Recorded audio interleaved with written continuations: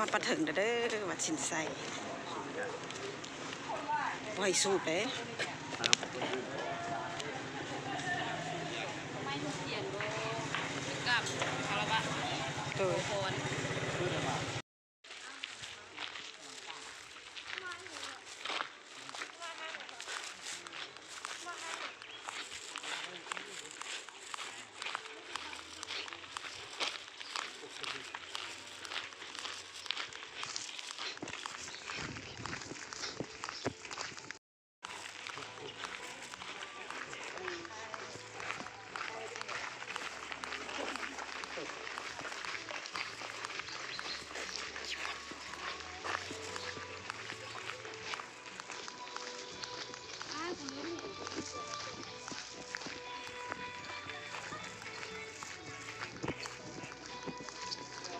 โดย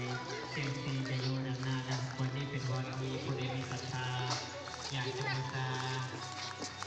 ขับฟิวที่จะดูในมิตรของข้าแล้วก็กับตัวผู้แก่ก่อนในการนำเอาขับฟิวมาเรียนเอาจะเป็นที่เจนนะครับมีความใจจริงโดย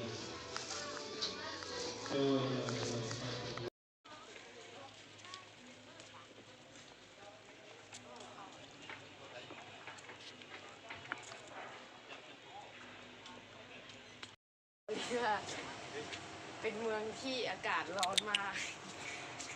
อู้พุ่นนะเพื่อนของเบสก็มาเดินป่า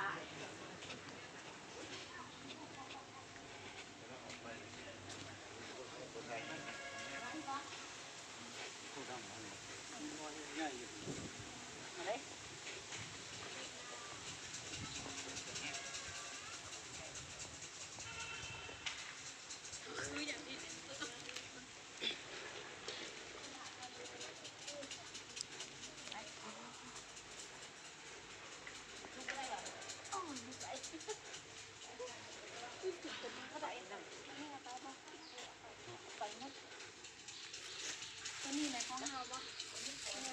ตัวบ้านอันนี้